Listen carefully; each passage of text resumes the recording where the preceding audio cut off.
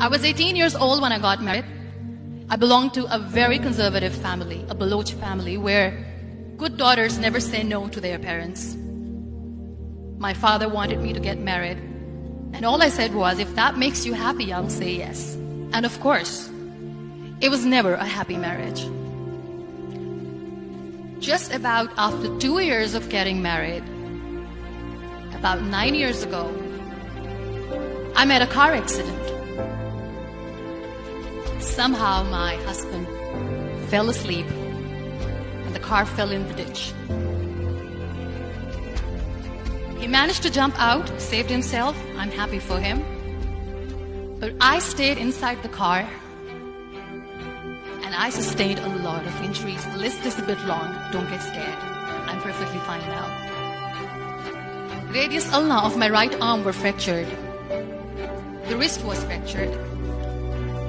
Shoulder bone and collarbone were fractured. My whole rib cage got fractured. And because of the rib cage injury, lungs and liver were badly injured. I couldn't breathe.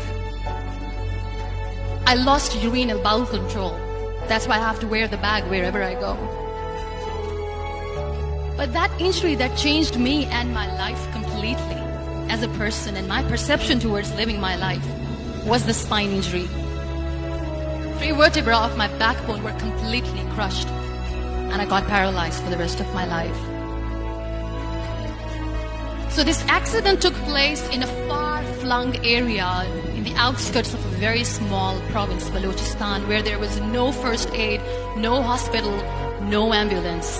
I was in the middle of nowhere in that toppled car. Many people came to rescue. They gave me CPR. They dragged me out of the car. And while they were dragging me out, I got the complete transection of my spinal cord. I finally ended up in a hospital where I stayed for 2.5 months. I underwent multiple surgeries. Doctors have put a lot of titanium in my arm. There's a lot of titanium at my back to fix my back. That's why people in Pakistan call me the Iron Lady of Pakistan.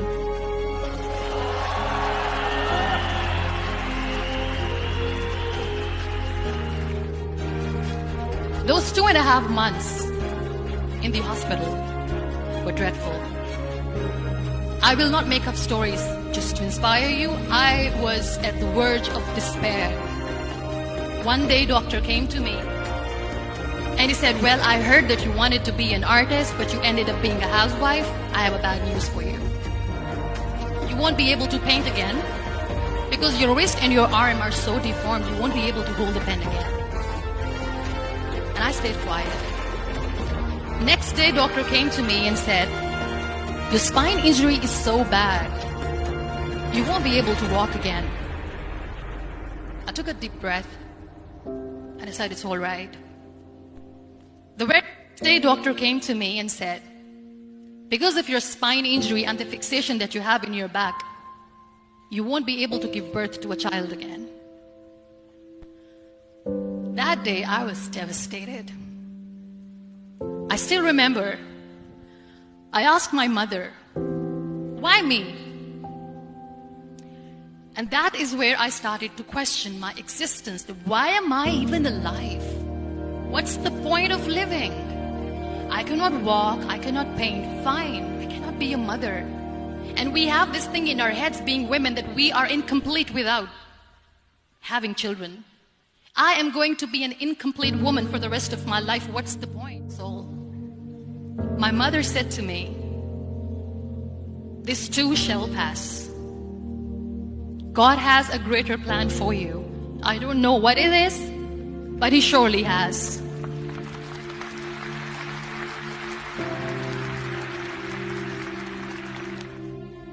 So what kept me going was, one day I asked my brothers, I know I have a deformed hand, but I'm tired of looking at these white walls in the hospital and wearing these white scrubs. I'm getting tired of this. I want to add more colors to my life. I want to do something. Bring me some colors. Bring me some small canvas. I want to paint.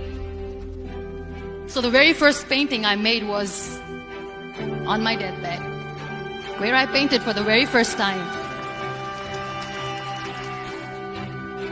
There were a lot of infections in my body, a lot of allergies. So doctors wanted me to lie down on the bed straight for not 6 months, for not 1 year, for 2 years. I was bedridden, confined in that one room, looking outside the window, listening to the birds chirping, and thinking maybe there will be a time when we'll be going out with the family and enjoying the nature. That was the time where I realized how lucky people are, but they don't realize. And you know how it all began? That day I decided that I'm going to fight my fears. We all have fears. Fear of unknown, fear of known, fear of losing people, fear of losing health, money. We want to excel in career, we want to become famous, we want to get money. We are scared all the time. So I wrote down one by one all those fears. And I decided that I'm going to overcome these fears one at a time. You know what was my biggest fear? Divorce.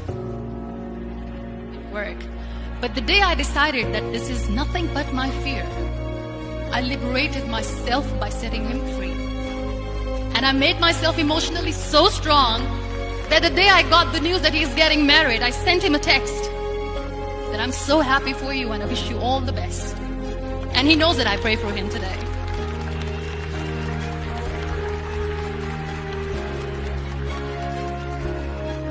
My biggest fear, number 2, was I won't be able to be a mother again. And that was quite devastating for me. But then I realized there are so many children in the world, all they want is acceptance. So there is no point of crying, just go and adopt one. And that's what I did.